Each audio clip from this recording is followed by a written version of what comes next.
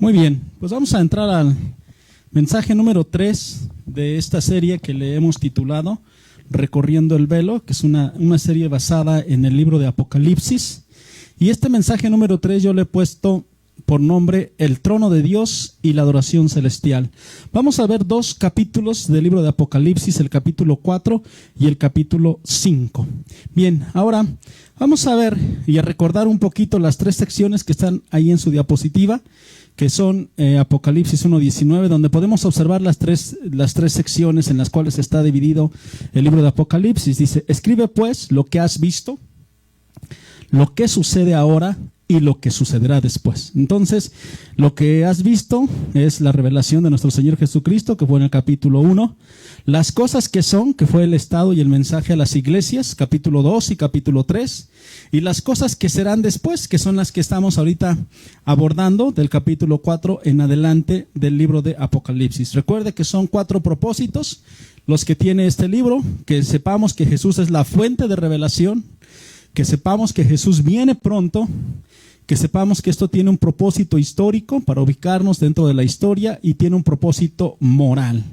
También recordemos las 7 características del Espíritu Santo: el Espíritu de Jehová, el Espíritu de sabiduría, de entendimiento o inteligencia, el de consejo, el de poder, el de conocimiento y el Espíritu de temor. También en el libro de Apocalipsis, en el capítulo 1, vimos una revelación de nuestro Señor Jesucristo, que fue la revelación que tuvo el apóstol Juan. En esa revelación pudimos ver a nuestro Señor Jesucristo como es descrito en el Antiguo Testamento, ¿verdad? Con esa cabeza blanca, con esa voz de estruendo de muchas aguas, la estrella en su mano derecha, que Él es el primero y el último, y Él es el viviente, ¿sí? En esta primera sesión nosotros vimos que hay 3 aplicaciones: que Dios no se esconde, Dios se muestra hacia nosotros. Él es el alfa y la omega, Él es el principio y el fin, y tenemos nosotros varias razones para no tener temor, ¿verdad? Bueno, hace 8 días hablamos acerca del mensaje a las iglesias. Vimos que son 7 cartas a 7 iglesias que estaban en el Asia Menor. Y recordando un poquito rápidamente, recordemos que la carta a la iglesia de Éfeso quería decir la deseada, que Dios anhelaba a su iglesia, que su iglesia regresara con Él, que su iglesia se volviera a su primer amor. Luego vimos la iglesia de Esmirna, que es la iglesia de los mártires, ese olor fragante para Dios. La iglesia de Pérgamo, que significa el casamiento, ¿verdad? Eso que ahora nosotros conocemos como ecumenismo, la iglesia que se casa y que se mezcla con el mundo, con las filosofías, ¿verdad? También vimos la iglesia de Tiatira, el mensaje de la iglesia de Tiatira, que significa los sacrificios paganos, los rituales, el misticismo y la degradación de la iglesia. Después vimos la iglesia de Sardis, que significa los que escapan, la iglesia que significa el remanente. Luego vimos la iglesia de Filadelfia, el mensaje a la iglesia de Filadelfia, que el Señor destacó el amor fraternal de esta iglesia, que mantuvo ese amor hasta los últimos días. Y por último vimos el mensaje a la iglesia de la Odisea, que es una iglesia que se basó en el juicio del pueblo, una iglesia tibia, ni fría ni caliente, sino tibia, una iglesia que era gobernada democráticamente y no teocráticamente, ¿verdad? Y bueno, pues todo eso lo vimos el mensaje pasado. Vamos a entrar de lleno en materia al capítulo número 4 de Apocalipsis. Y el primer tema que yo quiero que toquemos es el trono de Dios. Vamos a Apocalipsis capítulo 4, verso 1. Si usted tiene una Biblia ahí en su casa, saque la Biblia. Porque usted puede decir, bueno, yo le pongo aquí los pasajes bíblicos en la presentación, pero ¿qué tal si no son, verdad? Entonces es importante que usted tenga su Biblia, ¿verdad? Ahora la puede descargar en cualquier celular, cualquier tableta, o la puede tener también físicamente, ¿de acuerdo? Y el libro de Apocalipsis es el último libro de la Biblia, es el libro de la revelación, ¿de acuerdo? Bien, Apocalipsis capítulo 4 dice, versículo 1. Después de esto, miré, y allí en el cielo había una puerta abierta, y la voz que me había hablado antes, con sonido como trompeta, me dijo: sube acá, voy a mostrarte lo que tiene que suceder después de esto. Al instante vino sobre mí el Espíritu con E mayúscula, refiriéndose al Espíritu Santo, y vi un trono en el cielo, y a alguien sentado en el trono. El que estaba sentado tenía un aspecto semejante a una piedra de jaspe y de cornalina. Alrededor del trono había un arco iris que se asemejaba a una esmeralda. Solamente vamos a ver esos 3 versículos en esta primera parte. Ahí tengo yo una imagen que le quiero compartir acerca de este pasaje. Ahí está el trono celestial, el trono de Dios, que está descrito aquí en Apocalipsis 1. Y ahorita más adelante vamos a ver de los elementos que están ahí: 4 seres vivientes, 24 ancianos, y está el trono de Dios. Ok, bien, quiero comentarle que existen 3 cielos, ¿sí? Aquí dice que lo que vio el apóstol Juan fue el trono de Dios, que es el tercer cielo. Entonces aquí ya comenzamos a hablar, en esta parte es donde comenzamos a hablar ya de la dimensión espiritual. Cuando yo inicié este estudio del libro de Apocalipsis, esta serie de mensajes, yo le dije que era muy importante, ¿verdad?, que nosotros discerniéramos espiritualmente lo que vamos a aprender, ¿verdad? Porque para el hombre natural, las cosas del espíritu son locura, pero para nosotros son vida y poder. Y entonces aquí es donde comenzamos a hablar de la parte espiritual, de la vida después de la vida. Es decir, vamos a empezar a hablar de las cosas celestiales. Nada que ver esto que vamos a comentar con las fantasías de personas que dicen que fueron a una luz, que siguieron la luz y quién sabe qué tanto. No. Estas son teorías que la mayoría tienen su origen y su trasfondo en el ocultismo, en la adivinación, en el espiritualismo, lo que no es espiritual. En la Biblia nos muestra y nos revela que solamente 2 personas han sido llevadas al tercer cielo. Uno es el apóstol Juan y otro es el apóstol Pablo. Fueron literalmente sacados de su cuerpo y fueron llevados al tercer cielo. Recordemos entonces que hay 3 cielos. Déjeme comentarle que hay 3 cielos. El cielo que nosotros vemos, el cielo físico, la atmósfera terrestre, lo que es el cielo interplanetario, lo que nosotros conocemos como el espacio, toda esa parte en la dimensión física, donde ahora han ido los astronautas, han ido a explorar diferentes han hecho diferentes viajes y expediciones. Luego tenemos el segundo cielo, que es el segundo donde dice el apóstol Pablo que son las regiones celestes donde habitan las huestes de maldad, donde Satanás fue arrojado con todos sus ángeles, ¿verdad? Dice la Biblia. Y luego tenemos el tercer cielo, que el tercer cielo es el trono de Dios, del que tuvo esta revelación el apóstol Juan. Entonces son 3 cielos los que tenemos. Ahora, yo le decía que hay 2 apóstoles que fueron llevados al cielo. Uno de ellos fue Juan, que estamos leyendo ahorita en Apocalipsis 4, y otro fue el apóstol Pablo. Vamos a 2 de Corintios, capítulo 12, verso 1. El apóstol Juan reveló a través de la carta o del libro de Apocalipsis lo que vio en el cielo, lo que no sucedió con Pablo. Miren lo que dice Pablo. Me veo obligado a jactarme, dice el apóstol Pablo, aunque nada se gana con ello. Dice, y paso a referirme a las visiones y revelaciones del Señor. Conozco a un seguidor de Cristo que hace 14 años fue llevado al tercer cielo. Está hablando Pablo del tercer cielo del que yo le estoy hablando. Dice él, no sé si en el cuerpo o fuera del cuerpo, solo Dios lo sabe. Él no pudo discernir. El apóstol Juan sí dice, en el espíritu, fui llevado en el espíritu. Dice, y sé que este hombre, no sé si en el cuerpo o aparte del cuerpo, Dios lo sabe, fue llevado al paraíso y escuchó cosas indecibles a los humanos, no se nos permite expresar, ¿verdad? Entonces dice Pablo que fue algo maravilloso, algo hermoso, pero él no nos expresa a detalle qué fue lo que vio. Juan fue llevado en el espíritu. Juan sí nos dice que fue llevado en el espíritu, es decir, que fue sacado de su cuerpo, ¿verdad? Y Juan nos dice, ¿verdad?, que lo que vio, porque él le fue dada la instrucción de que anotara. Vamos de nuevo a regresar a Apocalipsis y vamos a ver en el capítulo 4, verso 1, los elementos de los cuales empezó a ver Juan allá en el cielo. ¿Cómo es el cielo? ¿Cómo es el trono de Dios? Fue lo que le fue revelado a Juan. Dice, después de esto, miré y ahí en el cielo había una puerta abierta. Una puerta, ¿qué dice ahí? Abierta. Dice que y dice, y la voz que me había hablado antes como sonido de trompeta me dijo, sube acá y voy a mostrarte lo que tiene que suceder después de esto. ¿Quién era esa voz de trompeta? Era nuestro Señor Jesucristo. La voz es la misma que escuchó en el capítulo 1, que es la voz de Jesús. Y lo primero que vio Juan, como estamos viendo, fue una puerta ¿Y qué quiere decir esto? Pues una puerta literal, hermano, allá en el cielo. ¿Y sabe de qué es esa puerta? Esa puerta es del tabernáculo celestial. Vamos al libro de los Hebreos, capítulo 8, verso 4, donde dice la palabra de Dios: si Jesús estuviera en la tierra, no sería sacerdote, pues aquí ya hay sacerdotes que presentan las ofrendas en conformidad con la ley. Estos sacerdotes sirven en un santuario, escuche bien lo que le voy a decir, que es copia y sombra del que está en el cielo. Es decir, ese tabernáculo que se construyó en la tierra es una copia, una réplica del original que está ¿en dónde? En el cielo.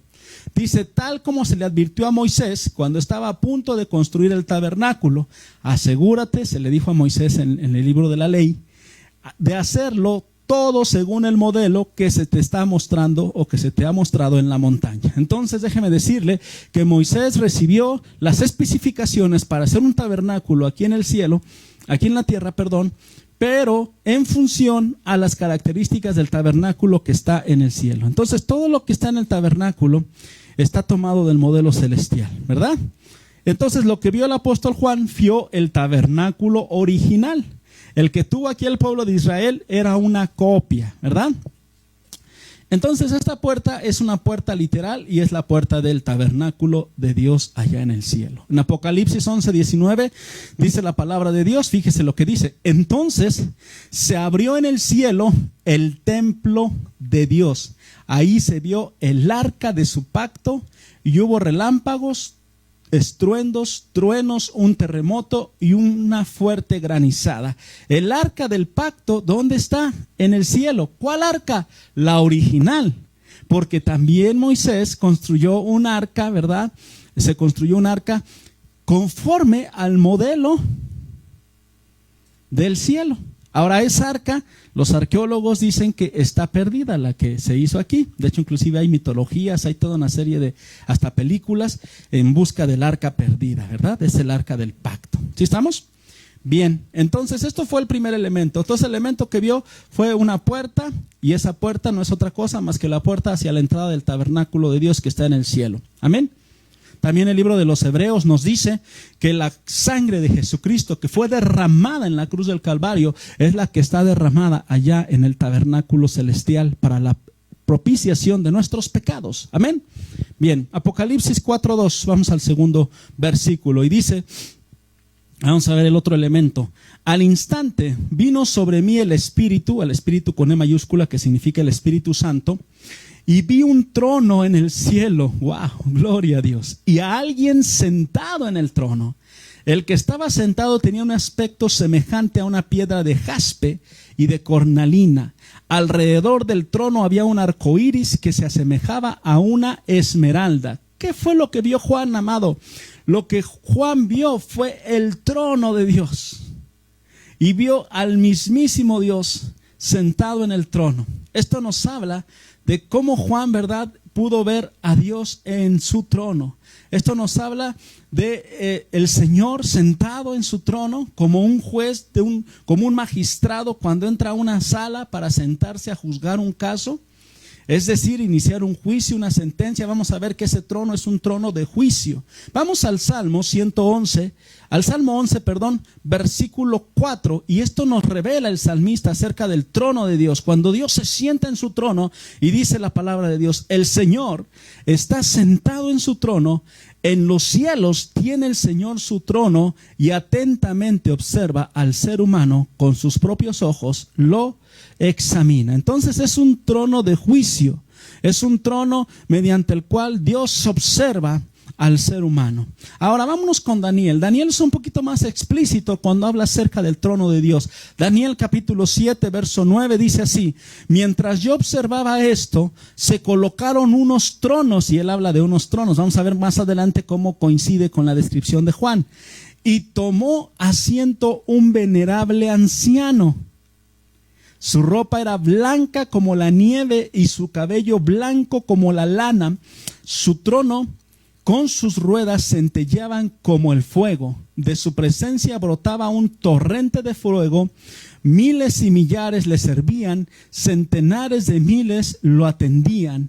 al iniciarse el juicio, los libros fueron abiertos. Mire, déjeme decirle algo bien interesante.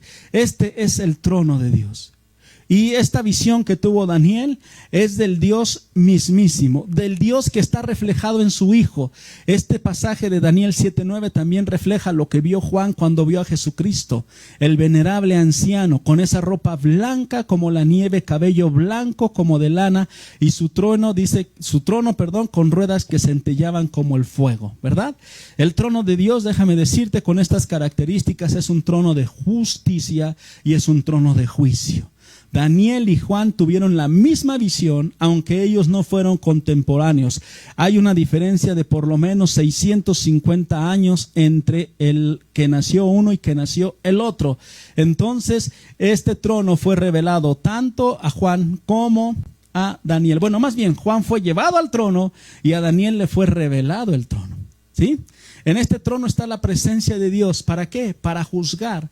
Ahora, el solo hecho de no tener la presencia de Jesús es algo muy difícil para poder presentarse del trono de Dios, de lo cual vamos a hablar mucho más adelante. ¿Ok? Ahora vamos a ver, dice que este es el trono y es el trono de Dios. Vamos a ver la descripción de este trono. Este trono no es semejante a ninguno de los tronos de los reyes de la tierra, ni de Salomón, que tuvo gran gloria. Dice la Biblia, ¿verdad?, que Salomón tenía unos leones de oro ahí en su trono, ¿verdad? Pero el trono de Dios es diferente. El trono de Dios no es algo así ostentoso, es algo muy hermoso, pero no es algo ostentoso. Las cosas del cielo son sublimes, no existen puntos de referencia. Si usted se da cuenta, cuando leímos ahorita Apocalipsis, dice en Apocalipsis 4:3, dice que era un aspecto semejante. El que estaba sentado tenía un aspecto semejante, es decir, Juan no podía explicar específicamente lo que estaba viendo. Él estaba tratando de hacer semejanzas. Y dice, era semejante a una piedra de jaspe y de cornalina. Y alrededor del trono había un arco iris. Y vuelve a utilizar la palabra semejante a una esmeralda. ¿Por qué? Porque son cosas gloriosas, maravillosas, que él no puede describir. Pero vamos a ver estas cosas que él encontró esa similitud. El jaspe se usa para describir un diamante diáfano, cristalino, transparente, maravilloso. El jaspe es una piedra preciosa, hermosa. La cornalina es de color el rojizo, es lo que nosotros conocemos como los rubíes, ¿verdad? Que son hermosos y que solo muy pocas personas los pueden tener. Ahí tenemos una figura del jaspe y tenemos una figura de la cornalina. Ahora, estos dos elementos, hermano, están descritos en el Antiguo Testamento, en el libro de la ley. Vamos a Éxodo capítulo 28, donde la palabra de Dios nos dice que el pectoral de los sacerdotes era con estos materiales. Y vamos a ver de qué eran. Éxodo capítulo 28, verso 15. La palabra de Dios dice así: el pectoral para impartir justicia. ¿Para qué era? Para impartir justicia. Estos elementos los encontramos en el trono de Dios. ¿Qué es lo que va a hacer Dios? ¿Qué es la revelación que está teniendo Juan? Va a iniciar a impartir justicia, va a iniciar el juicio de Dios. Esto significa, y dice, lo bordarás artísticamente con oro, púrpura, carmesí, escarlata y lino fino, como hiciste con el efod. Será doble y cuadrado de 20 centímetros de largo por 20 de ancho. Engarzarás en él 4 hileras de piedras que preciosas. En la primera pondrás un rubí, que es lo que le decía yo, un crisólito, una esmeralda. En la segunda una turquesa, un zafiro y un jade. En la tercera un jacinto, una ágata y una amatista.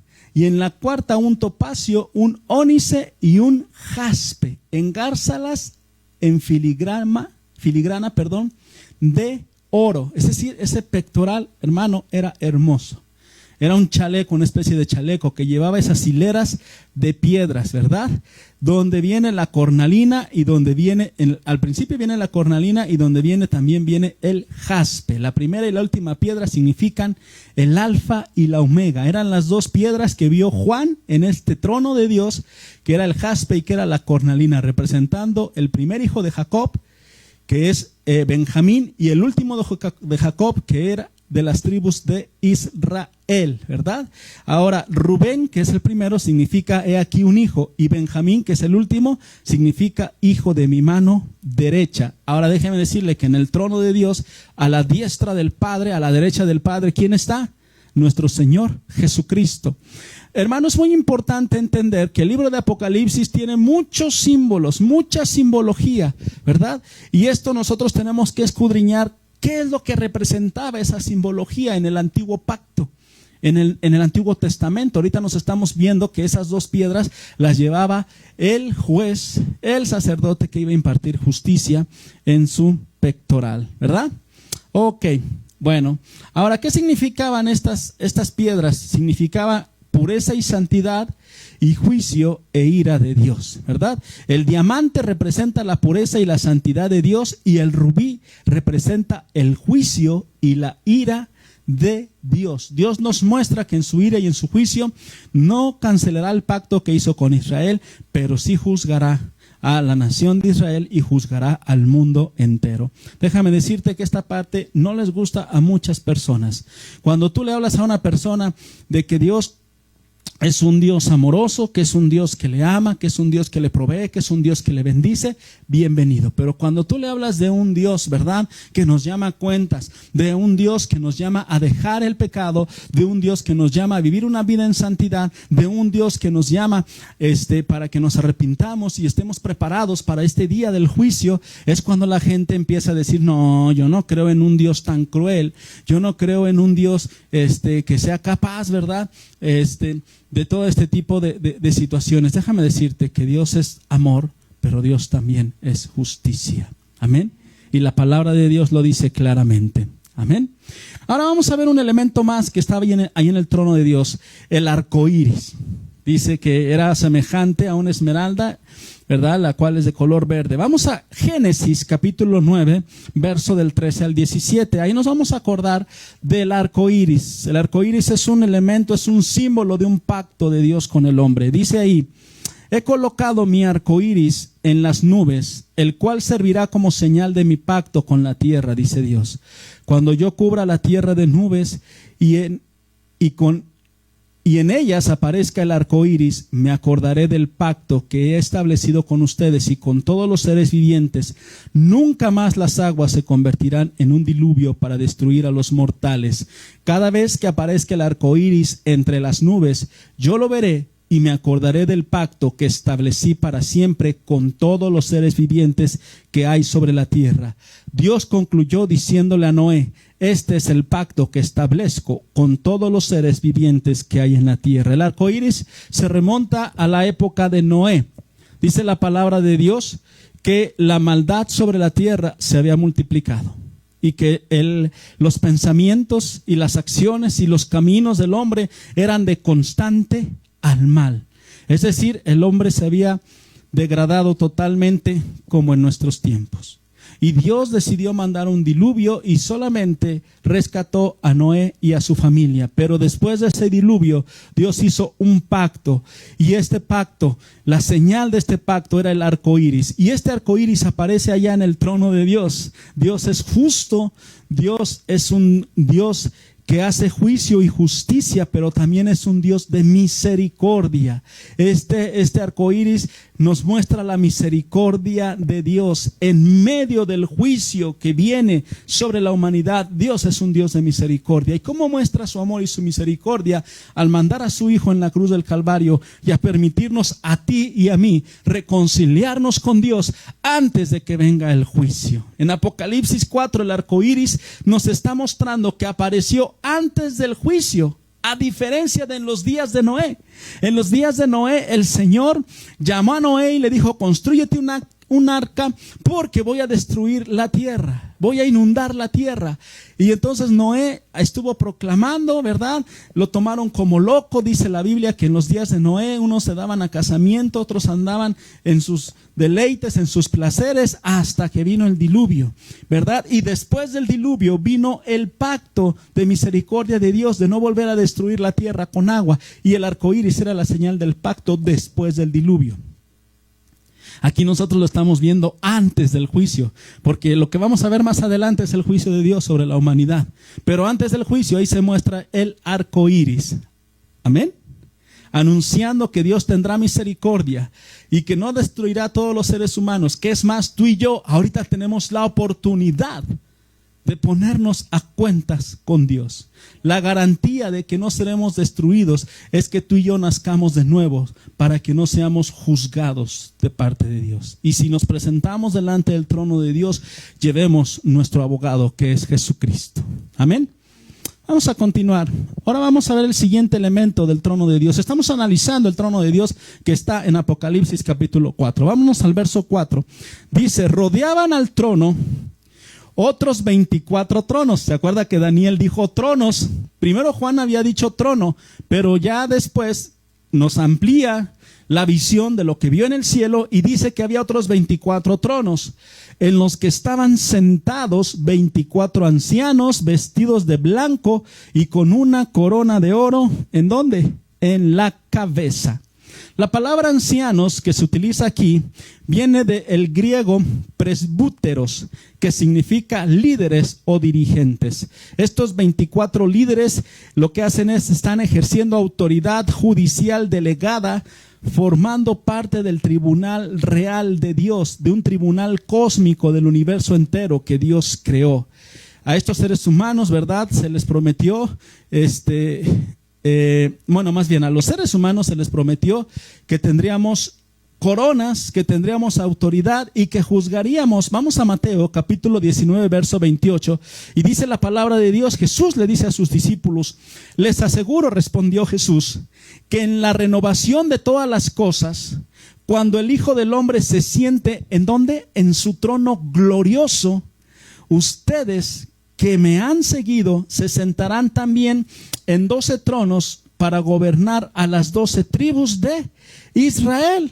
Entonces hay una teoría, hermano, que dice que estos 24 ancianos que están ahí en el trono, dice que unos 12 son los 12 apóstoles y que los otros 12 son los 12 patriarcas. Los 12 patriarcas de las tribus de Israel. Amén. Bueno, esa es una teoría muy aceptada, muy validada, pero también pues hay quien dice que no. ¿Por qué? Porque Juan estaba viendo a los 12 y Juan no estaba sentado en esos tronos, porque Juan era uno de los 12 apóstoles de nuestro Señor Jesucristo. Entonces también ha crecido la otra teoría, ¿verdad?, de que estos 24 ancianos representan a gobernantes de la creación, por lo que se cree que son superiores a los ángeles y que son dirigentes que están sobre los ángeles de Dios y a través de ellos gobiernan la tierra y gobiernan las regiones celestiales. Bueno, le digo, hay diferentes percepciones, ¿no? No sabemos, cuando estemos allá en el cielo, veremos, ¿verdad?, quiénes son los que están en el trono. Colosenses dice en el capítulo 1, verso 16, porque por medio de él, de nuestro Señor Jesucristo, fueron creadas todas las cosas en el cielo y en la tierra, visibles e invisibles, y dice ahí, sean tronos, poderes, principados o autoridades, todo ha sido creado por medio de él y para él. Sobre estos 24 ancianos y sobre cualquier creación está el Hijo de Dios, que es nuestro Señor Jesucristo. Amén. Entonces, bueno, están esas dos teorías. Quienes dicen que esos 24 ancianos son los 12 apóstoles y los 12 patriarcas, y quienes dicen que son 24 ancianos, que son un consejo de Dios, que Dios constituyó. Pero bueno, no nos detenemos en esa parte. Vámonos al versículo 5. ¿Qué más había en el trono de Dios? La Biblia dice en Apocalipsis capítulo 4, verso 5, y dice: del trono salían relámpagos, estruendos y truenos. Delante del trono ardían 7 antorchas de fuego, que son los 7 espíritus de Dios, ¿verdad? Y había algo parecido a un mar de vidrio, como de cristal transparente. Parecido, no era un mar de vidrio. En el centro, alrededor del trono, había 4 seres vivientes cubiertos de ojos por delante y por detrás. El primero de los seres vivientes era semejante a un león, el segundo a un toro, el tercero tenía rostro como de hombre y el 4 era semejante a un águila en vuelo. Dice el versículo número 8, que cada uno de ellos tenía 6 alas y estaba cubierto de ojos por encima y por debajo de las alas. O sea, tenían muchos ojos. Y día y noche repetían sin cesar estos 4 seres vivientes: Santo, Santo, Santo es el Señor, Dios Todopoderoso, el que era, el que es y el que ha de venir. Y cada vez que estos seres vivientes daban gloria y honra y acción de gracias al que está sentado en el trono, al que vive por los siglos de los siglos, fíjese lo que hacían. Los 24 ancianos se postraban ante él y adoraban al que vive por los siglos de los siglos, y rendían sus coronas delante del trono, exclamando a Dios: digno eres, Señor y Dios nuestro, de recibir la gloria, la honra y el poder, porque tú creaste todas las cosas, por tu voluntad existen y fueron creadas. Gloria a Dios. 4 seres vivientes incitando, animando a la adoración al que está sentado en el trono, y más adelante vamos a ver que también al Cordero. Amén. Y que esos 24 ancianos se postran y arrojan sus coronas, porque son autoridad, porque tienen coronas. Hace algunos años yo di un mensaje a la congregación acerca de los galardones y las coronas que nuestro Señor nos prometió a los que amamos su nombre, a los que le servimos y a los que amamos su venida, las cuales nos pueden servir como a estos 24 ancianos para arrojarlas delante de su presencia y darle a Él toda la gloria y todo el honor y toda la alabanza. Pero analicemos estos elementos del trono de Dios, estos nuevos elementos. Dice que salían relámpagos, estruendos y truenos delante de su trono, y que ardían 7 antorchas de fuego, que son los 7 espíritus de Dios. Déjame decirte que los truenos y los relámpagos son una manifestación clara del juicio de Dios. Ahí tiene usted una imagen donde tenemos relámpagos, donde tenemos estruendos y donde tenemos truenos. No está muy alejada esa versión que nos decían algunos abuelos, ¿verdad? Algunos antiguos, cuando empezaba a tronar, cuando empezaba a ponerse la tempestad fuerte y los vientos huracanados, y decían: Dios está enojado. Bueno, no estaban tan equivocados, ¿no? Porque aquí estamos viendo que el trono de Dios es un trono en el cual se va a aplicar un juicio hacia la humanidad, y estos truenos, ¿verdad? Estos relámpagos, ¿verdad? Estos estruendos son parte de ese juicio de Dios. Amén. Ahora vamos al siguiente elemento, versículo 6. Y había algo parecido, escuche bien esto, parecido a un mar de vidrio como de cristal transparente. En el centro, alrededor del trono, había 4 seres vivientes cubiertos de ojos por delante y por detrás. El mar de cristal no es el mar que tú y yo conocemos en la tierra. ¿Sabes por qué? Porque la Biblia dice que el mar dejará de ser, que la tierra dejará de ser. Dice Isaías 65:17. Presten atención, dice el Señor, que estoy por crear un cielo nuevo y una tierra nueva. Escúcheme bien, no volverán a mencionarse las cosas pasadas, ni se traerán a memoria. Dios va a hacer todo nuevo. Dios va a regenerar todo nuevo. A veces nosotros nos preguntamos, y los ambientalistas en este mundo, ¿verdad?, se preguntan: ¿qué va a pasar con nuestro planeta?, ¿verdad? Ahorita se dice que con esto de la pandemia, nuestro planeta ha respirado, ya hay regiones verdes, está reconfigurándose, ¿verdad? Pero en cuanto el hombre llegue a la actividad nuevamente, de nuevo vamos a empezar a la decadencia, ¿verdad? Hermano, esta tierra está por colapsar, pero Dios tiene un plan. Dios va a hacer nuevos cielos y nuevas tierras. En Apocalipsis 22:1 nos dice también: después vi un cielo nuevo, dice, y una tierra nueva, porque el primer cielo y la primer tierra habían dejado de existir. Juan es muy explícito y nos dice ahí lo mismo que el mar. Entonces ese mar que se ve es un mar cristalino, no es un mar como el que nosotros conocemos. En 2 de Pedro 3:10 también el apóstol Pedro nos da luz sobre esto y nos dice: pero el día del Señor, que estamos hablando de que está descrito en Apocalipsis 4, donde inician los últimos acontecimientos, vendrá como un ladrón. Y en aquel día los cielos desaparecerán con un estruendo espantoso, dice Pedro. Los elementos serán destruidos por el fuego y la tierra con todo lo que hay en ella será quemada. Aquí cuando el apóstol Pedro habla de los elementos se refiere a un término en el griego que significa los átomos. Es decir, que la descomposición va a ser a nivel molecular, a nivel de átomo. Es decir, la materia como nosotros la concebimos será destruida y será constituida un nuevo cielo y una nueva tierra que nada tendrán que ver con lo que nosotros ahora conocemos. Amén. Bueno, no habrá ya más el mar. Pero vamos a hablar de estos 4 seres vivientes, ¿verdad?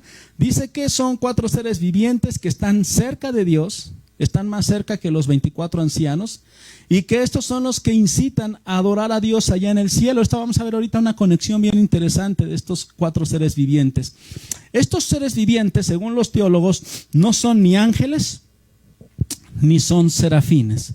Vamos a Isaías capítulo 6, verso 2, para que tengamos un poco de luz acerca de esto.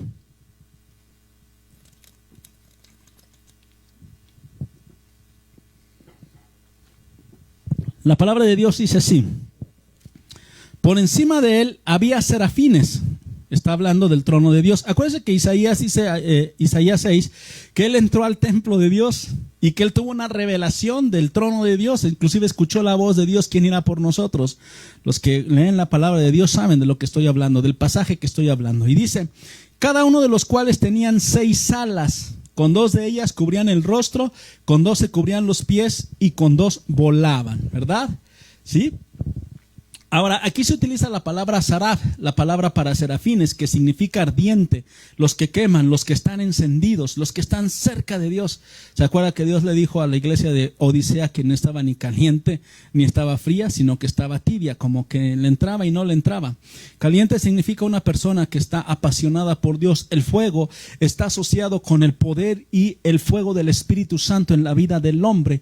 Cuando el hombre está metido en las cosas de Dios, dice la palabra de Dios que es un fuego, el de Dios es un fuego consumidor, ¿verdad? Y que también dicen algunos estudiantes de la palabra, ¿verdad? Que donde hay fuego no se acercan las moscas. Las moscas representan los demonios, las manifestaciones del enemigo. Una persona que está entregada a Dios, el enemigo huye de esa persona, ¿verdad? Entonces estos no son serafines, ¿verdad? Estos son un poquito más allá porque no nada más tienen las 6 alas, sino que tienen ojos por todos lados, tienen en este sentido una gran visión, ¿verdad? Y no son serafines, menos son ángeles, ¿verdad? A ellos se les conoce como querubines. Y hay una diferencia entre serafines y querubines. Ahí hay una especie de ilustración que el ser humano ha tratado de hacer tanto de serafines como de querubines. De los serafines son descritos en Isaías y los querubines son descritos en Ezequiel. ¿Por qué le decía yo que hay que tener cuidado con respecto a los querubines? Porque vamos a ver quiénes son los querubines. Vamos a Ezequiel capítulo 1 verso 4 y vamos a hablar en especial de un querubín. Dice Ezequiel 1:4: de pronto me fijé y vi que del norte venía un viento huracanado y una nube inmensa rodeada de un fuego fulgurante y de gran resplendor. En medio del fuego se veía algo semejante a un metal refulgante. También en medio del fuego vi algo parecido a 4 seres vivientes, otra visión del trono de Dios, cada uno de los cuales tenían 4 caras y 4 alas. Sus piernas eran rectas y sus pies parecían pezuñas de terreno y brillaban como el bronce bruñido. En sus 4 costados, debajo de las alas, tenían manos humanas. Estos 4 seres tenían caras y alas, y las alas se tocaban entre sí. Cuando avanzaban no se volvían, sino que cada uno caminaba de frente. Sus rostros tenían el siguiente aspecto, ¿verdad? Dice de frente. Los 4 tenían rostro humano, a la derecha tenían cara de león, a la izquierda de toro y por detrás de águila. Son los mismos, ¿verdad? Que describió Juan. Tales eran sus caras, sus alas se despegaban hacia arriba. Con 2 alas se tocaban entre sí, mientras que con las otras 2 se cubrían el cuerpo.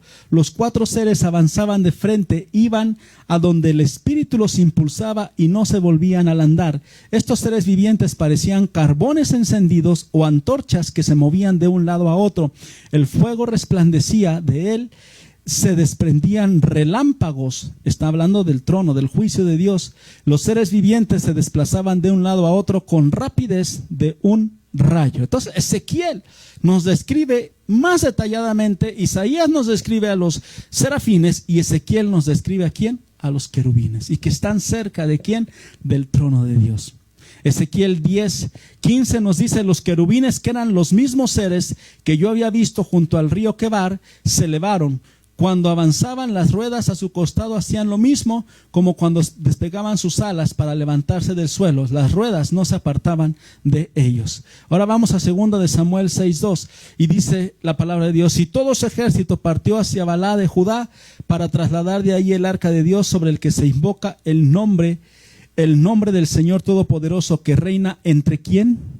Entre los querubines. Entonces los querubines son seres que rodean el trono de Dios. Son los seres más cercanos a Dios. Son seres creados, ¿sí?, con un nivel de autoridad espiritual muy elevado. Si se da cuenta, en el trono ellos son los que orquestan la adoración a Dios. Ellos son los que inician diciendo santo, santo, santo.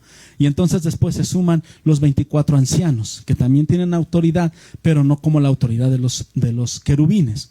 Los seres vivientes están llenos de ojos por delante y por detrás, que significa que son seres espirituales, con un conocimiento extraordinario y con una inteligencia extraordinaria. Aunque no son omniscientes. Omniscientes solo nuestro Dios, nuestro Señor Jesucristo y el Espíritu Santo, que son Dios. Pero sí son los seres creados más cercanos a Dios. Y tienen esas 4 figuras, ¿verdad? La del águila, la del hombre, la del león y la del becerro, ¿verdad? Bien. Ahora, le decía yo algo bien importante. Estos 4 seres vivientes son querubines y están cerca de Dios, pero había uno más. Vamos a Ezequiel 28:14 para que usted tome en cuenta de dónde viene esto. Ezequiel 28:14 dice así: fuiste elegido querubín protector, porque yo así lo dispuse. Estabas en el santo monte de Dios y caminabas sobre piedras de fuegos. ¿Quién es un querubín? Satanás. Satanás es un querubín y además un querubín protector, es decir, que tenía autoridad sobre los querubines. Dice la Biblia, si usted se mete a estudiar más el libro de Ezequiel, que habla acerca de Satanás, que él era el que orquestaba la adoración a Dios en el cielo. ¿Sí? Era el máximo de la creación, sobre los 24 ancianos y sobre los querubines. Él era el querubín protector. Él tenía una belleza y una armonía indescriptible. Nadie fue creado como él, como Satanás, como Lucifer, como Luzbel. ¿Sí? Pero dése cuenta que por más que brilló, por más que estuvo cerca de Dios, ¿verdad?, él cayó. También en Ezequiel viene la caída de Satanás. ¿Sí? Bien. Ok, cierro ese paréntesis para que entendamos que esos 4 seres vivientes son querubines, ¿verdad? Ahora dice que representan 3 animales y un ser humano. El león representa la fuerza y el dominio de la selva, es decir, las bestias feroces. El becerro y el buey representan la mansedumbre y el servicio de las criaturas domesticadas, ¿verdad?, para el trabajo. El hombre, que representa la inteligencia espiritual, la máxima creación de Dios, porque somos el pináculo de la creación de Dios. Y el águila volando, que representa, ¿verdad?, a la reina de las aves, ¿verdad?, a través de sus alas, ¿verdad? La Biblia nos habla mucho acerca del águila en Isaías, ¿verdad? Dice que los que esperan en el Señor seremos como las águilas, que levantaremos nuestro vuelo y atravesaremos las tormentas. Cuando usted ve una tormenta, el águila es el único de las aves que puede atravesar una tormenta, ¿verdad? También estos 4 seres vivientes representan a las tribus de Israel: a Rubén, que simboliza al hombre; a Dan, que simboliza el águila; a Efraín, que simboliza el becerro; y al buey, y a Judá, que simboliza el león. De hecho, nuestro Señor Jesucristo viene de la tribu de Judá. Él es el león de la tribu de Judá. Amén. Bien, vamos a continuar. Ya describimos los elementos del trono de Dios, ya describimos a los 24 ancianos, ya describimos a los 4 seres vivientes. Ahora vamos a ver qué es lo que hacen. A partir del versículo 8, Apocalipsis 4:8. Lo que hacen es dar una adoración celestial a nuestro Dios. Y dice, cada uno de ellos tenía 6 alas y estaba cubierto de ojos por encima y por debajo. Y día y noche repetían sin cesar, Santo, Santo, Santo es el Señor Dios Todopoderoso, el que era, el que es y el que ha de venir. Y cada vez que estos seres vivientes daban gloria, honra y acción de gracias al que estaba sentado en el trono, al que vive por los siglos, los 24 ancianos se postran ante él y adoran al que vive por los siglos de los siglos, y rendían sus coronas del trono, delante del trono, exclamando, digno eres, Señor, Dios nuestro, de recibir la gloria, la honra y el poder, porque tú creaste todas las cosas, por tu voluntad existen y fueron creadas. Déjame decirte una cosa, estos 24 ancianos, estos 4 seres vivientes nos demuestran una cosa, que tú y yo fuimos creados para adorar a Dios. El versículo 11 dice que Él es digno. Él es nuestro Dios, de recibir toda la gloria, toda la honra, todo el poder. ¿Sabes por qué? Simple y sencillamente porque Él nos creó. Porque por voluntad de Dios existimos, por voluntad de Dios fuimos creados. Y ahí podemos ver una escena de ángeles y de entidades espirituales glorificando a nuestro Dios. Amén.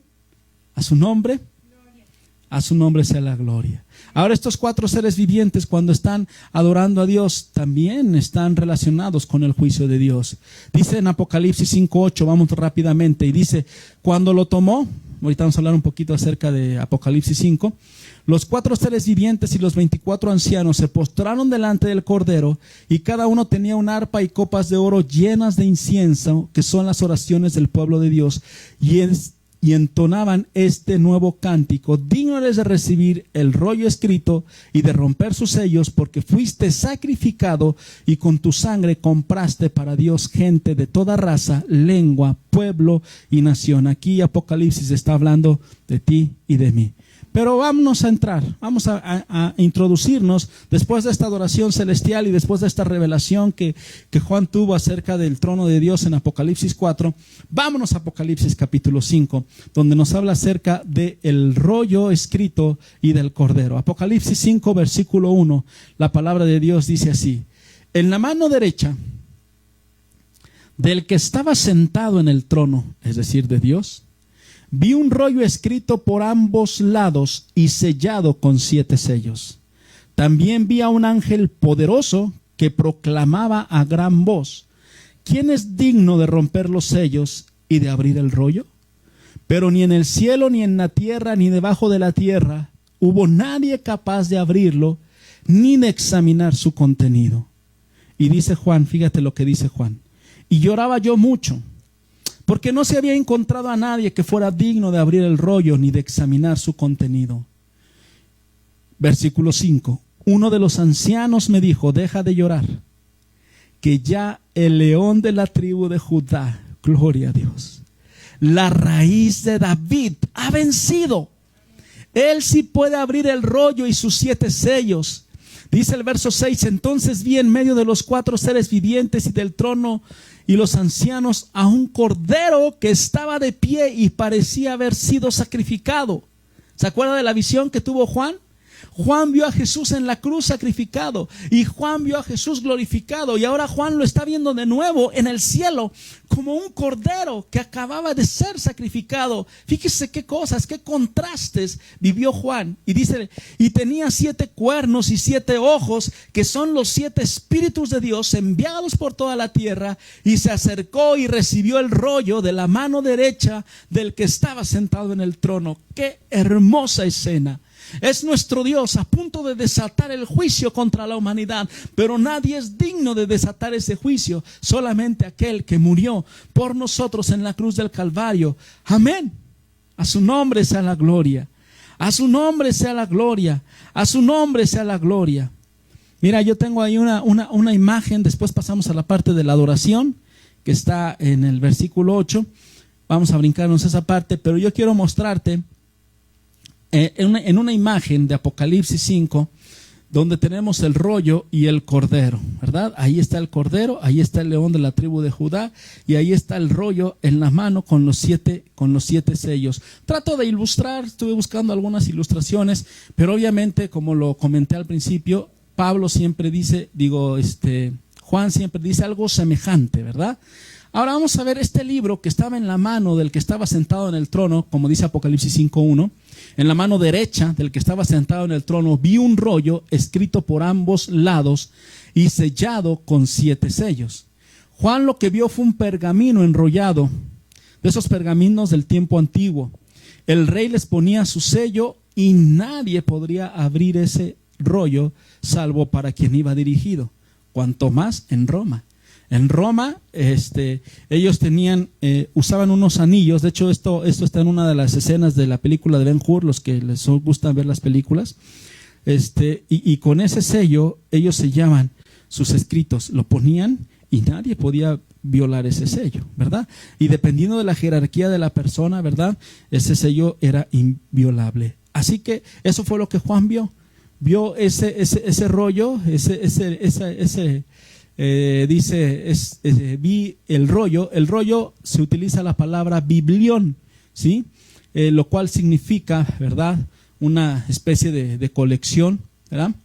Pero él vio ese rollo, sellado con 7 sellos, y dice que había 7 trompetas y 7 copas, ¿verdad? Y nosotros vamos a hablar acerca de que ese rollo no es otra cosa más que los juicios que serán desatados contra la humanidad. Y vamos a ver los tiempos y vamos a ver las diferentes posiciones en las cuales serán levantados esos juicios. La que yo creo personalmente se la voy a compartir y le voy a dar mis razones, porque en este sentido, sobre los acontecimientos futuros existen diferentes versiones. Existe la versión de que muchos creen que los 7 sellos, las trompetas y las copas, ¿verdad?, tratan de acomodarlos todos a la semana 70, que es la última semana que sugiere el profeta Daniel, que más adelante lo vamos a ver, ¿verdad? Y algunos dicen que todas estas cosas van a suceder antes de la tribulación, ¿sí?, que son los pretribulacionistas. Otros dicen que van a suceder después de la tribulación, que son los post-tribulacionistas. Y están los otros que dicen que esto va a suceder fuera de toda dimensión de la iglesia. Nosotros lo vamos a ver más adelante con mayor detenimiento, ¿verdad? Bueno, entonces son 7 sellos, ¿verdad? Y bueno, que nadie podía abrirlos, nadie podía destapar ese rollo, nadie podía quitar esos sellos, que son juicios.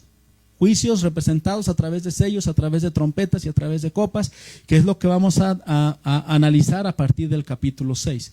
De hecho, cuando se destapa el primer sello, dice que Juan vio un caballo blanco. Vamos a ver el siguiente mensaje, los 4 caballos y los 4 jinetes del Apocalipsis. Después también vio un caballo negro, que representa el caballo blanco, que representa el caballo negro. Luego vio un caballo amarillo, luego vio un caballo rojo, ¿verdad? Y vamos a ver qué significan todo eso. Todos los acontecimientos que a partir de la apertura de esos sellos se refieren aquí en Apocalipsis. Pero no nos vamos a adelantar, ahorita vámonos un poquito tranquilos, ¿verdad? Ok, Apocalipsis 5:2, vámonos a regresar a los sellos y preguntaba Juan, ¿quién es digno de romper los sellos y de abrir el rollo? Pero dice que ni en el cielo, ni en la tierra, estamos en Apocalipsis 5:3, ni debajo de la tierra hubo nadie capaz de abrirlo ni de examinar su contenido. Y dice que entonces Juan empezó a llorar. Y ahorita vamos a ver o a deducir por qué lloraba, ¿verdad? Porque no se había encontrado a nadie que fuera digno de abrir el rollo ni de examinar su contenido. Y hasta que uno de los ancianos le dijo, deja de llorar, que ya el león de la tribu de Judá, la raíz de David, ha vencido. Él sí puede abrir el rollo y sus 7 sellos. Nadie. Déjame decirte que nadie es digno como nuestro Señor Jesucristo. Ahorita estábamos hablando de los 4 querubines que están muy cerca de Dios, que son seres espirituales con muchas capacidades. Ninguno de ellos es digno.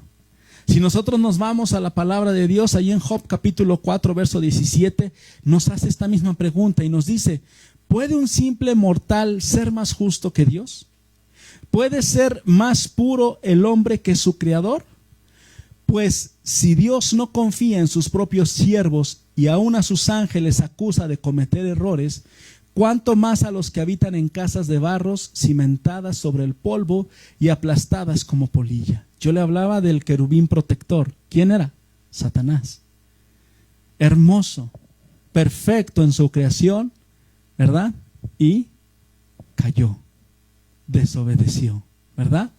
Ahora nos preguntamos, ¿Abraham, el padre de la fe, que Dios le dijo: deja tu tierra y tu parentela, y él dejó todo? ¿Es digno? José, que fue vendido por sus hermanos, que fue tratado injustamente y que después fue honrado por Dios, ¿es digno? Tampoco. Y así podemos pasar por toda la Biblia. Moisés, que era un hombre manso, ¿verdad? Podemos preguntarnos, Daniel, Noé, ¿quién de los personajes bíblicos es digno de destapar el sello? Ninguno. ¿Sabes quién? Solamente una persona es digna. En todo el universo, en toda la creación, solamente uno es digno. Y vámonos a ver rápidamente ahí donde dice, en esa imagen que yo te puse, dice: ningún griego, en el griego es medeis, prohibición absoluta, lo puede abrir, ni siquiera mirarlo. Esa es la interpretación de esa palabra, ¿verdad? Ese testamento con 7 sellos. Yo le decía que en ese entonces la ley del Imperio Romano, nadie podía destapar un sello, nadie. En el versículo 4 dice: y lloraba yo mucho. ¿Por qué lloraba Juan?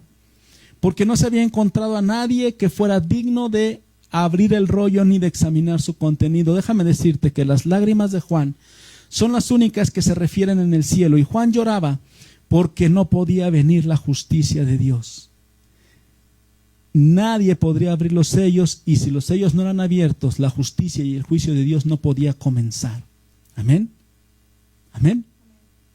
¿Y cuál era la justicia de Dios? Bueno, por toda una serie de acontecimientos que se están desatando sobre la tierra y que se van a desatar. Vamos a Apocalipsis 6:9 rápidamente y vamos a ver lo que dice la palabra. Dice: cuando el Cordero rompió el 5º sello, vi debajo del altar las almas de los que habían sufrido el martirio por causa de la palabra de Dios y por mantenerse fieles en su testimonio. Gritaban a gran voz: ¿hasta cuándo, soberano Señor, santo y veraz, seguirás sin juzgar a los habitantes de la tierra y sin vengar nuestra muerte?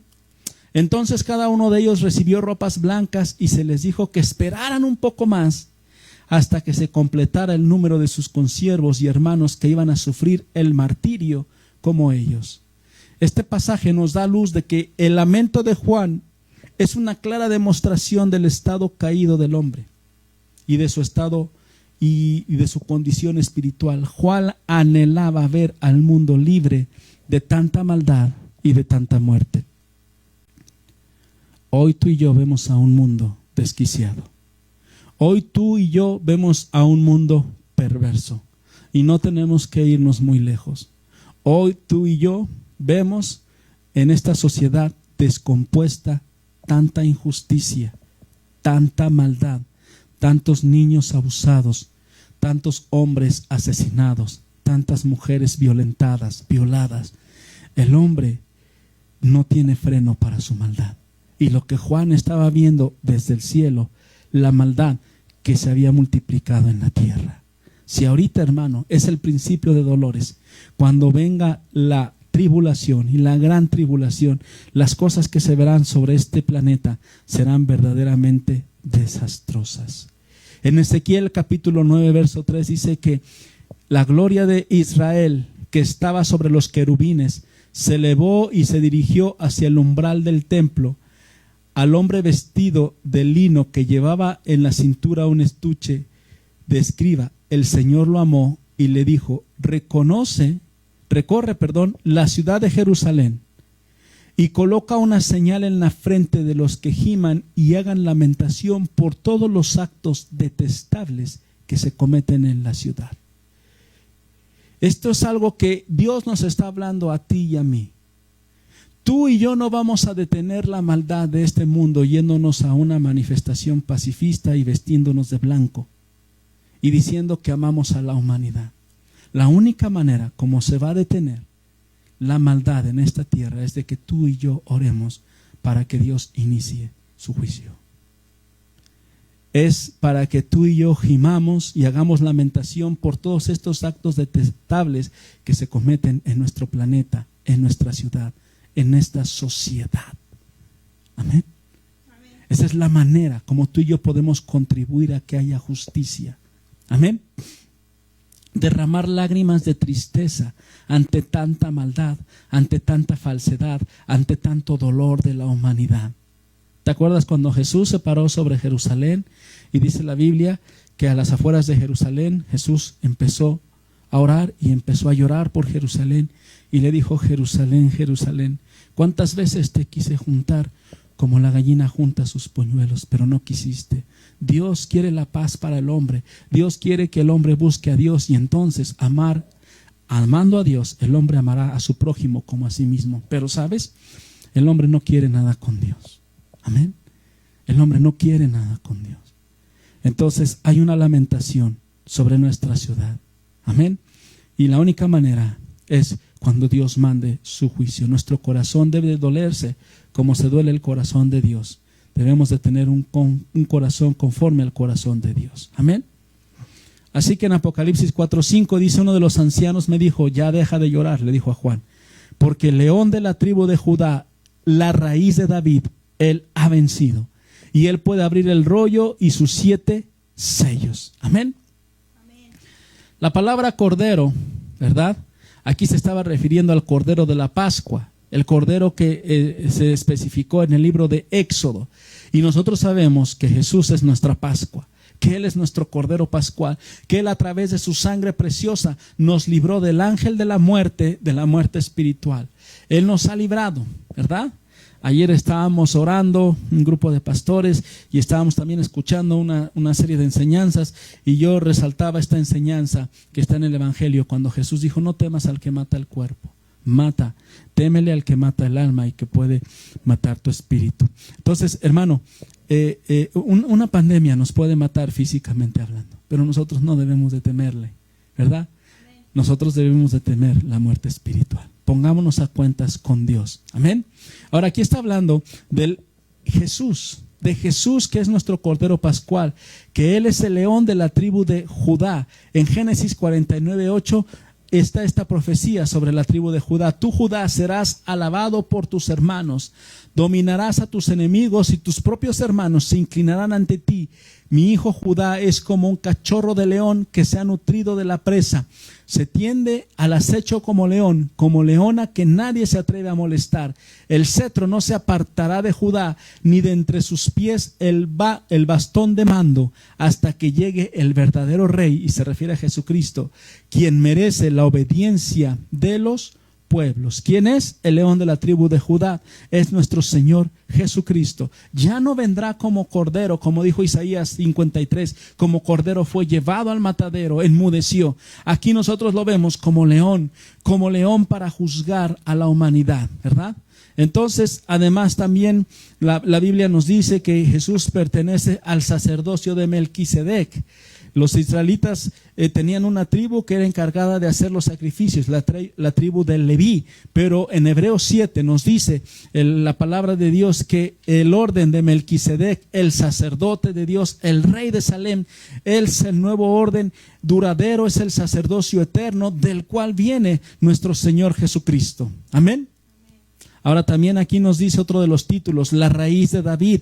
Todos nosotros sabemos, ¿verdad?, que Jesús viene de la descendencia de David, de la raíz de Isaí. Dice Isaías 11:1, ya habíamos visto este pasaje, dice: del tronco de Isaí brotará un retoño, un vástago nacerá de sus raíces, el espíritu del Señor reposará sobre él, espíritu de sabiduría, de entendimiento, de consejo, de poder, de conocimiento y de temor del Señor. ¿De dónde?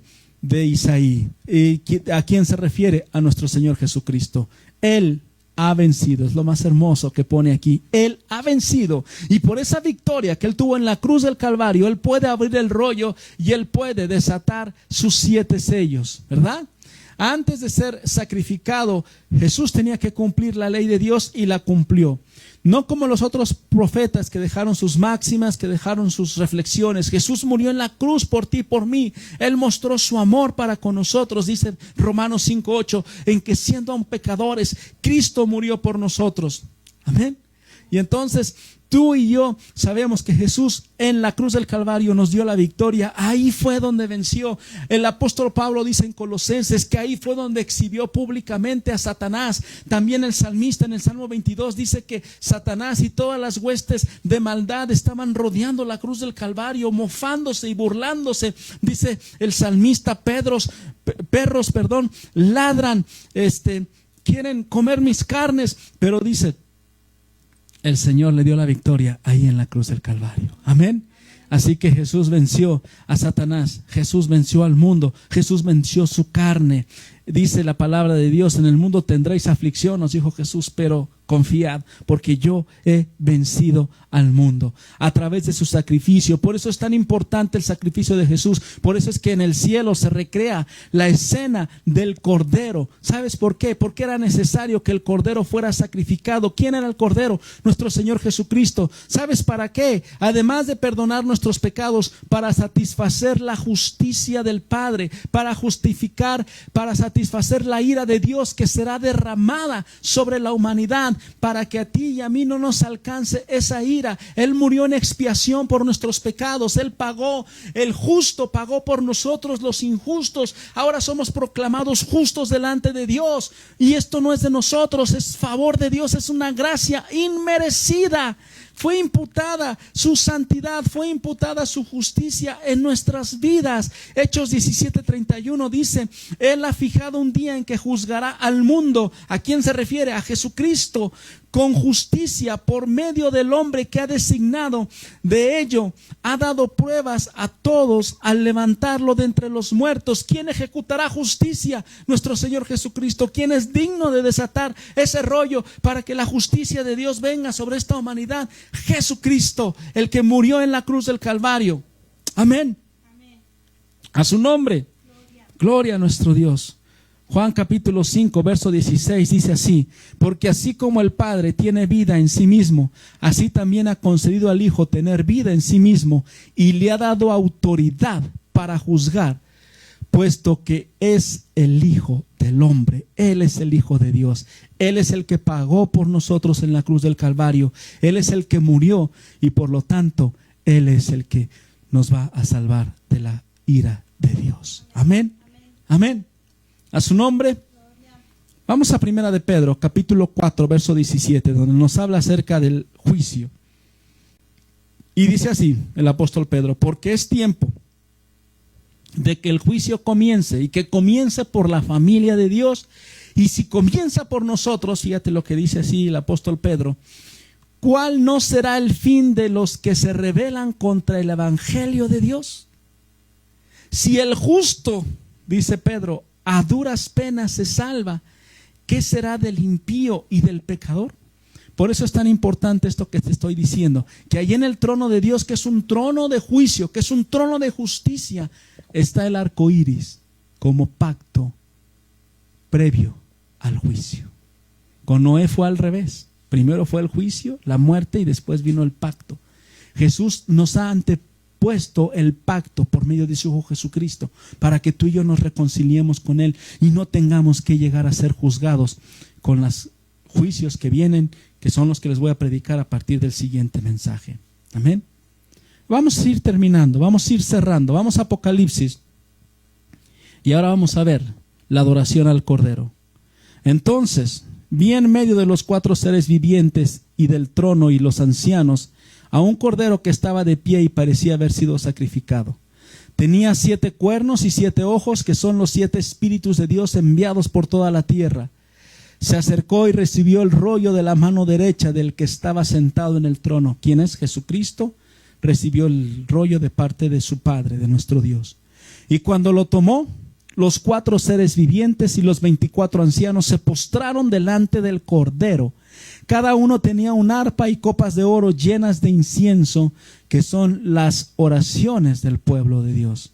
Y oraban y entonaban este nuevo cántico: digno eres de recibir el rollo y de romper sus sellos, porque fuiste sacrificado y con tu sangre compraste para Dios gente de toda raza, lengua, pueblo y nación, es decir, a ti y a mí.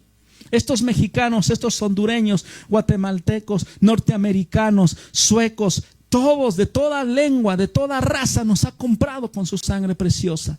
Y de ellos hiciste un reino, los hiciste sacerdotes al servicio de nuestro Dios, y reinarán sobre la tierra. Y luego miré y oí la voz de muchos ángeles, escucha, que estaban alrededor del trono, de los seres vivientes y de los ancianos. El número de ellos eran millares de millares y millones de millones, y cantaban con todas sus fuerzas: digno es el Cordero que ha sido sacrificado de recibir el poder, la riqueza y la sabiduría, la fortaleza y la honra, la gloria y la alabanza. Y oí a cuanto criatura hay, ¿en dónde?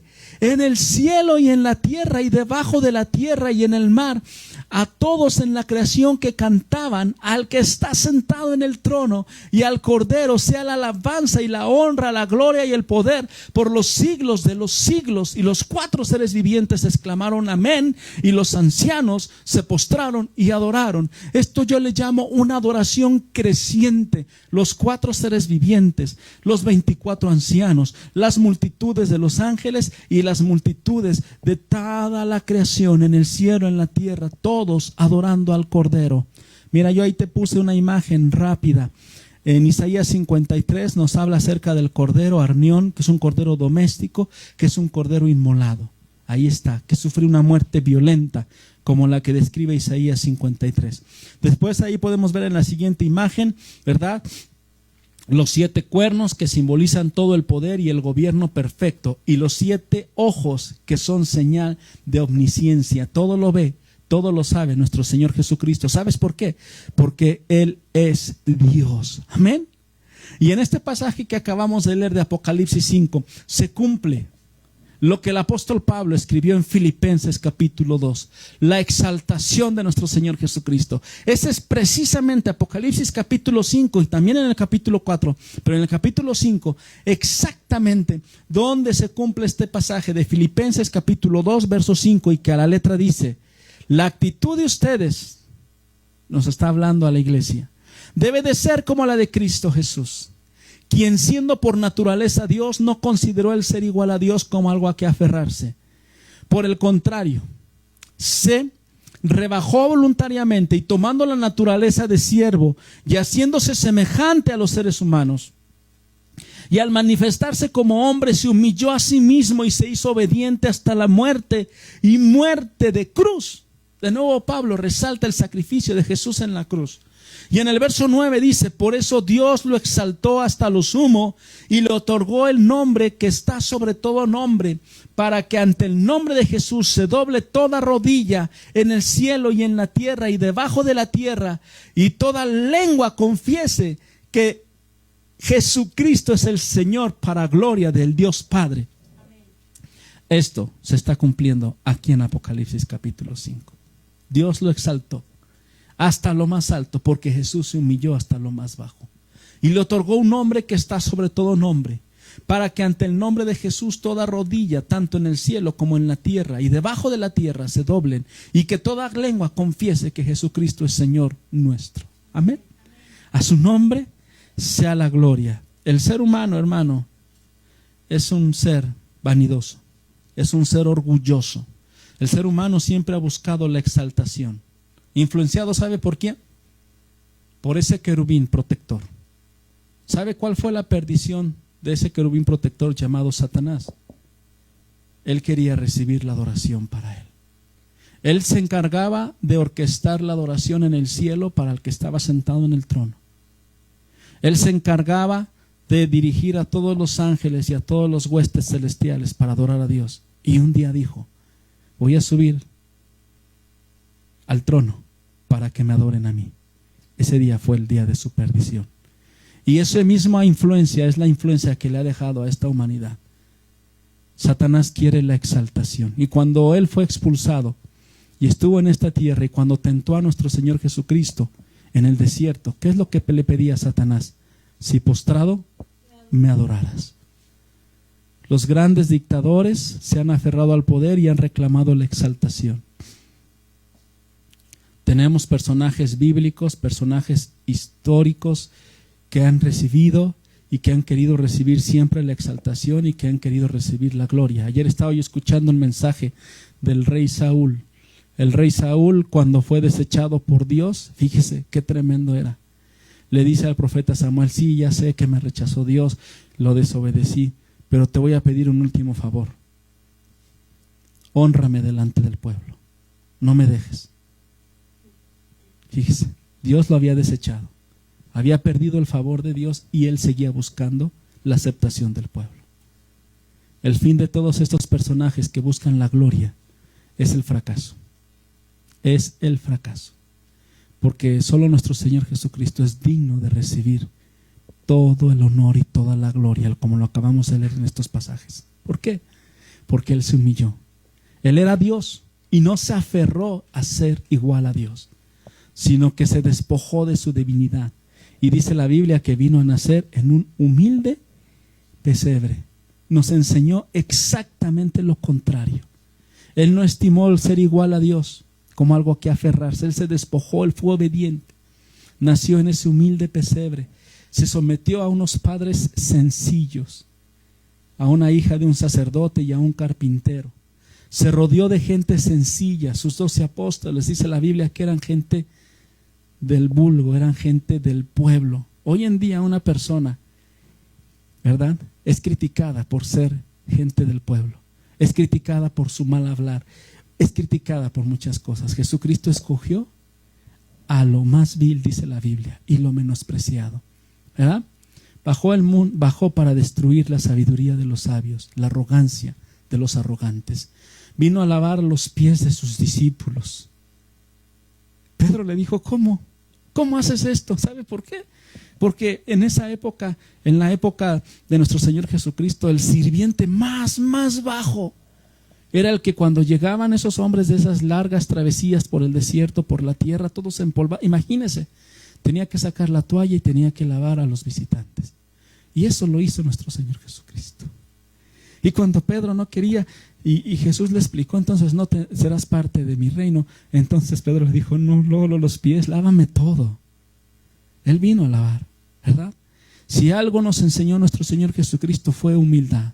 Y yo no sé por qué la humanidad, bueno, el mundo sí, el mundo es influenciado por Satanás. Y entonces el mundo quiere la vanagloria, siempre quiere el reconocimiento, siempre quieren, lo mejor, los mejores lugares, los mejores banquetes, todo lo mejor para ellos. Pero lo que no puedo concebir es que en la iglesia de Dios, haya esa arrogancia, haya esa falta de humildad. Como Pablo le está diciendo a los filipenses, la misma actitud que tuvo Jesucristo es la misma que debemos tener nosotros, los hijos de Dios. Quien se humilló, quien fue obediente hasta la muerte, y muerte de cruz, una humillación tremenda. Le decía yo que el apóstol Juan vio a Jesucristo humillado en la cruz, pero también él lo vio exaltado. Y luego aquí dice que también lo volvió a ver humillado en Apocalipsis, que acabamos de leer, Apocalipsis 5, como un cordero recién sacrificado. ¿Por qué? Porque precisamente por esa humillación fue porque fue exaltado. Digno eres de recibir, le dicen, porque tú venciste. Amén. Yo quiero cerrar este mensaje hablándole acerca de la adoración celestial. Los 4 seres vivientes en Apocalipsis 4, cada uno de ellos tenía 6 alas y no cesaban de decir: santo, santo, santo, 3 veces santo. Los 24 ancianos que respondían a esa insinuación de adoración y que se inclinaban y echaban sus coronas delante de Dios, delante del Rey. Y en Apocalipsis 5:8, que acabamos de leer, ¿verdad?, que todas las huestes de los cielos se unieron a esa adoración para adorar a nuestro Dios. Yo ahí le puse una imagen simulando a los 24 ancianos, ¿verdad?, arrodillándose delante del Cordero, delante del que está sentado en el trono y echando sus coronas, ¿verdad? El Cordero es mostrado en el cielo en el estado antes de ser glorificado. Es la figura del Cordero inmolado. Jesús venció en la cruz del Calvario y ahora Él está siendo adorado, ¿verdad? Por esos 4 seres vivientes, por esos 24 ancianos y por toda la creación. Por eso a mí me encanta adorar a Dios. Si hay algo que yo disfruto es adorar a nuestro Dios. Ahí tenemos otra imagen más, una de las últimas imágenes, la penúltima, donde tenemos a los 4 seres vivientes adorando a Dios en el trono de Dios. Ahí están los 24 ancianos y están las multitudes adorando el nombre de nuestro Dios. Amén. Termino haciéndote una invitación para el próximo mensaje. El mensaje que viene es de los más crudos. Y de ahí para adelante, puro juicio de Dios. Vamos a hablar acerca de los sellos. Los primeros 4 sellos que significan los 4 jinetes del Apocalipsis. Vamos a hablar acerca de estos juicios que serán desatados sobre la humanidad y que representan cada uno de ellos y que ya estamos viendo el estrago y las presencias de algunos de ellos. Vamos a verlo dentro de 8 días. No te pierdas esta serie de mensajes corriendo el velo. Amén.